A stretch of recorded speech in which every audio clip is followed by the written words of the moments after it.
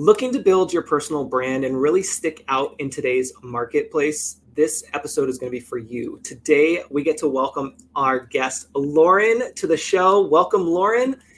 And we are going to be talking about building your personal brand and being able to use video to help support that. So without further ado, let's just go ahead and kick it off. Lauren, introduce yourself for those who are tuning into us. Hi, everybody. I'm Lauren Kelsay. I'm an escrow officer in Santa Rosa, which is in Sonoma County, California. Excellent. And so now tell us a little bit about how you got started and really where you're at now. So how did you get started? Yeah, so I got started in the industry really, I kind of fell into it. I don't think anybody grows up thinking I want to be an escrow officer for my dream job as an adult. So I kind of fell into it. I was a hairdresser actually and needed a job with insurance. And I applied for a job as a receptionist because I had been a receptionist in a real estate brokerage in the past. And one of the escrow officers that kind of took me under her wing said to me, seems like your brain kind of works this way, kind of gets escrow. And I didn't even know what that meant at that point. But she asked if I found it interesting, if I was wanting to grow and learn more and advance in my career. And I thought that sounded good because at that point, I was just not loving being a hairdresser. So that's how I got into the escrow and title industry. And I've kind of been loving it ever since. It's been almost 15 years. And so now I work for a company based out of Washington area. It's called WFG National Title.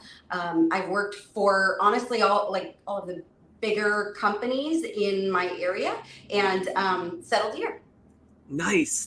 And we're going to talk more about companies and transition because I know a lot of agents will be curious about transitioning from one company to another and building the personal brand. So we're going to get into that. But before we do, let's talk a little bit more about what your role is and really how do you help agents first? Yeah.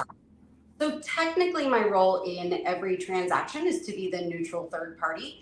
So we take instruction from everybody involved, which starts with the contract, and we hold on to the money and make sure that nobody's being taken advantage of and that everybody is being represented by their agents and the lender.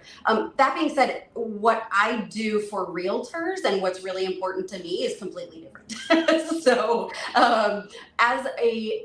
my client is not necessarily the buyer and the seller. My client are the realtors involved. They're the ones who send me business, and I always want to make sure that they are looking good to their client, that their client understands that their realtor really cares, that we really care about their transaction, and that it's no big deal for us. It's the biggest thing in most people's lives that they spend their money on is real estate transactions. So no buyer or seller ever wants to feel like, it's just, another one for us. No, it's a big deal. We take it very seriously.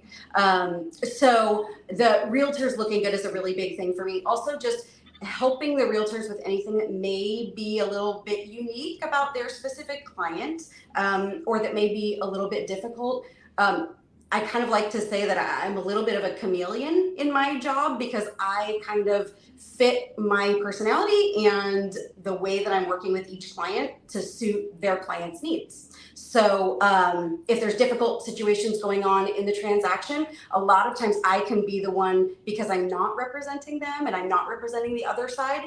Sometimes buyers and sellers will listen to me about things that they've heard 10 times from the realtor, but they're not hearing it the same way. So I like to be the go-between. I like to be the bridge. Oh, I love that. That is gold right there. Any agents tuning in, that is gold right there.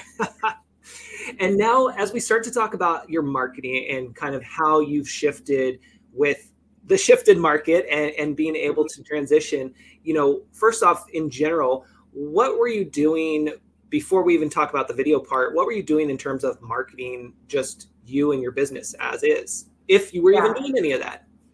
Not really. So the thing about my role is that because I work for a corporation, Most of the marketing was done, and still is usually by most escrow officers and most title companies. Most of the marketing is done on a corporate level, and it's marketing their brand, the company's brand.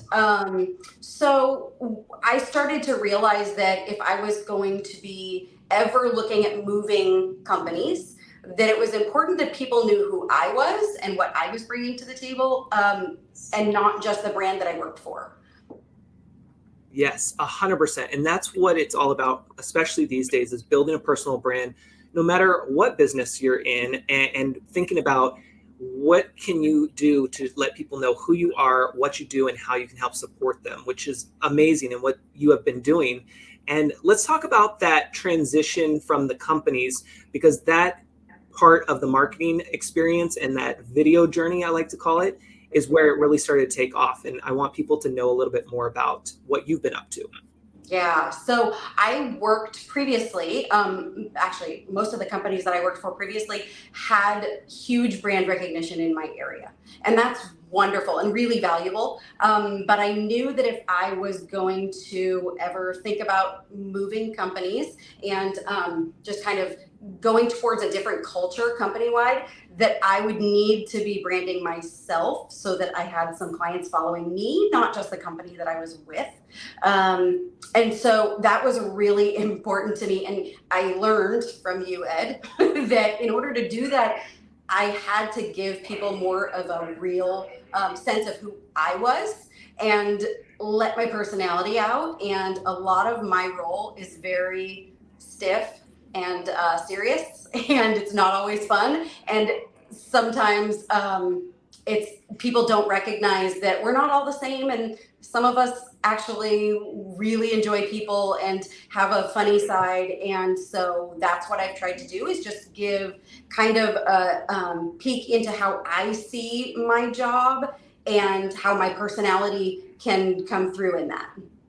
Which is amazing. And I can tell you from just watching your growth with video and social, it's been awesome to see and like really get to know you for who you are and why you do what you do, you know. And that's the importance of being on social media, but also being on video and showcasing your expertise and being there to support people for when they're ready to make those big decisions. Yeah. And when you're thinking about the when you switch the companies, because I met you when you were still at the previous company where they did have all the brand recognition going on, and that's when you started to really open up for your video journey before even making that transition. And so how has that helped you both personally and professionally, if anything, with that video journey piece of it? Yeah, it's, I am, truth be told, somebody who is not comfortable on camera. I don't like being in front of the camera. I've never been in theater. It's not my thing. I don't love people just watching me. It's super uncomfortable. So I kind of challenged myself to get comfortable with it, get out of my box, because it wasn't something that I wanted to do. But I thought to myself, realtors, which is my target demographic of clients, they are on social media and on video all the time. And I really saw that it was kind of a missed opportunity, my portion of the industry, to not be utilizing that. And so I actually told my husband about it to keep me accountable, that, okay, this is what I'm going to be doing, and it's going to be cringy. And I told my friends, you can stop following me. Like, it's going to be embarrassing. But at the end of the day, at this point, it's been almost a year, and I'm actually a lot more comfortable with it now. It just is what it is. I had a boss actually tell me, people know what you look like in real life. They know what you look like. So why are you so concerned about what you look like on, a photo or a video? And that did stick with me, because he was right. People know what you look like. So True. It just is what it is. So It's been fun. It's actually helped me personally just be more comfortable in my own skin, which is something I feel like most women especially are always trying to get better at. And it's actually really helped in that way. Oh, I love that. And that it's so true. Video is very hard to start. I've been there, done that. And it's one of those things that does change you both personally and professionally. and it really does help you stand out. Like Matori is saying, you just keep showing up. Exactly. Yep. That's as you know too. That's what I love to say: show up, deliver, and engage, because that's what people want. They want to get to know you, and we're in the people business, right? Right. We need people to see us. They need to hear from us, and not just a cool graphic we created in Canva. We can still do that, but we need the video. Yes. Yeah, I think one of the things that helped was that a lot of times realtors knowing what their client, when they come into a signing, are going to come into, once they started to see me on camera, and that I'm pretty consistent. This is just who I am. It's not putting on a show. It's just me. I definitely was told a few times that it made them feel more comfortable to get to know that that's what their clients were going to walk into. And it was kind of mind blowing for me. I'm like, oh my gosh, it's working. But it's one of the things that really resonated with me.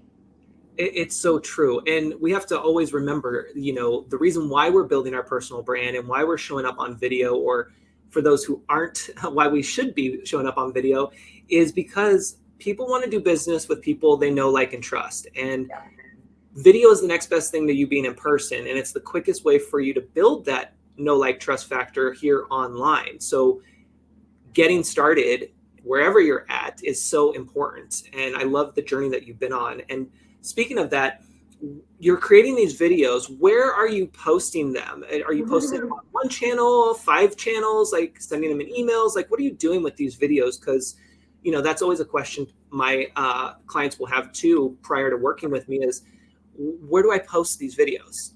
Right.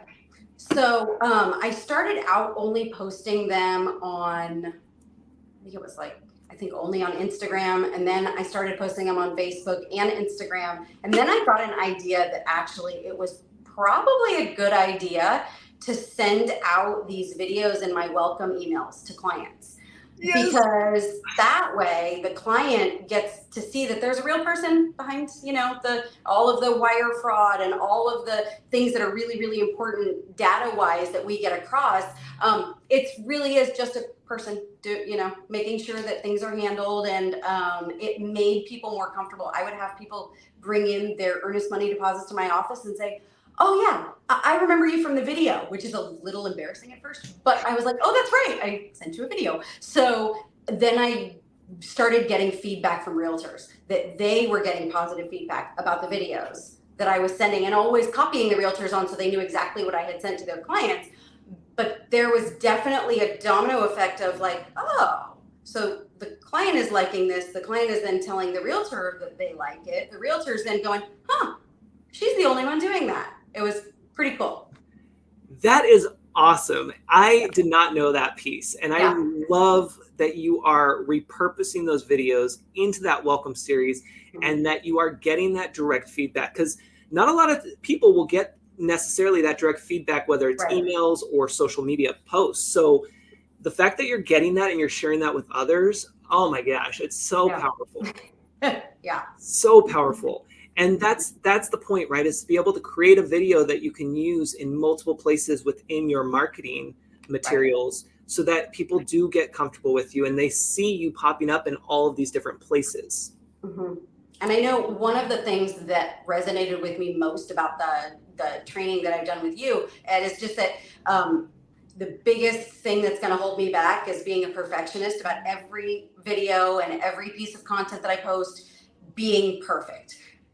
That'll make it so I never post anything. So my whole process is, I'll edit a little bit to make sure that I'm not flubbing my words or saying something incorrect. But after that, I post it and I move on. And I don't watch it again because it'll make me not want to post again. So I just, it's like perfection is not actually the goal anymore, because sometimes I think I should probably post like a dummy reel of the outtakes, because they're hilarious sometimes. But it just, I'll never post anything if I'm looking for it to be perfect. So just like the human me, the videos aren't perfect either, is what it is. It's so true. And I have to share too that doing this episode was a little bit of a surprise for you, because You A little you were bit. all in for doing the episode, but you didn't know until the last minute that it was actually going to be streamed live Correct. on social media. Didn't know I signed up for that. I like Yes. to be able to edit a little bit. Yes, and it's just one of those things where I love it that you still were like, you know what, I got this.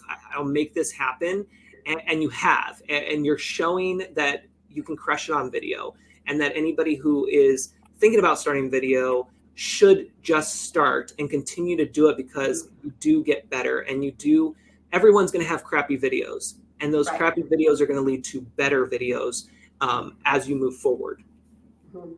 And I actually have had some of my best, most loyal clients who have sent me like suggestions, which I actually don't take as like it's constructive. I love it. And I am really grateful because realtors are salespeople. So they know better than anybody what should be slightly different. And I've picked up some really cool tips from realtors messaging me saying, hey, this one was really great. Maybe do this next time. And it's a nice way of saying, here's some constructive criticism. Yes. But I love it.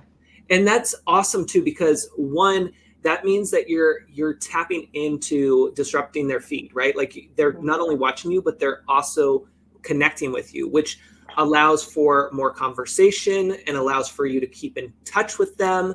You're staying top of mind for them and any business that they may have or business that they want to refer to you, which is amazing. Yeah. It's all about keeping that conversation going. Right. And so speaking of conversation and business, I know that we'll wrap up here in a few minutes here, but when it comes to your line of work and what you do and the company that you work for, tell us, are you only working with specifically local clients? And also, is there something that your company offers that people should be paying attention to? Because I know you mentioned something about an offer that people should be aware of.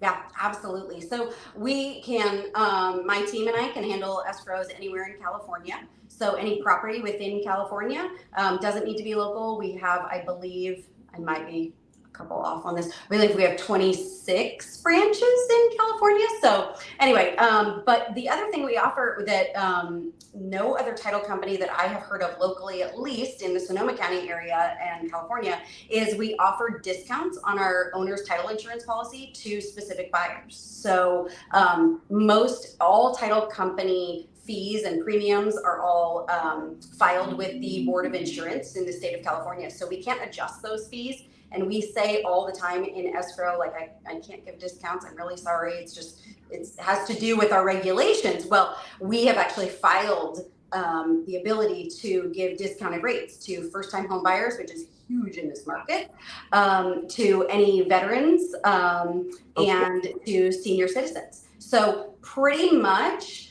if your buyer needs a discount, I can probably figure out a way to get them into one of those categories, right? So it's a pretty cool thing to know that that's coming right off the top. And the way that I usually tell buyers about that is, you know, your realtor, by opening with us, gave you access to an exclusive discount. Yes. So it's really, at the end of the day, it's about the realtor looking good. Again, not necessarily me, because they're my client and the buyer and seller are the realtor's client. Oh, I love that. Yes, that is so true. And I know you personally, and I love how it's across the board. What you get in person is the same that you're getting online. And it's all kinds of love and support and making sure that everyone goes home happy and has the best deals and the best information at their fingertips. Absolutely. Yeah. I tell, you know, every client, even if they haven't opened with me, if you have questions and you're not getting answers, feel free to reach out to me, because in the end, I honestly just want to be able to help. So I always offer that up. If there's any, you know, prelim issue or anything like that, and you're not getting an answer, feel free to reach out to me. I love that. And I know you're on social media. Is there a preferred channel that you like to show up on / want people to message you on in case they have follow-up questions or they want to reach out to you, or where do you want them to go? Usually on Instagram is I'm most prevalent on Instagram more than Facebook these days. So yeah, just Instagram, DM me. Perfect. Any last words of wisdom or tips that you want to share with anybody that we didn't cover already? I would just say get out of your box, come up with an accountability plan, and just do it. Yes, that is perfectly said. And I'm going to end our episode there. I hope that everyone tuning in enjoys this, and drop a comment even after the live and let us know what thoughts and questions you have. And until next time, take care. And don't forget to show up, deliver, and engage, everyone. Take care. Go.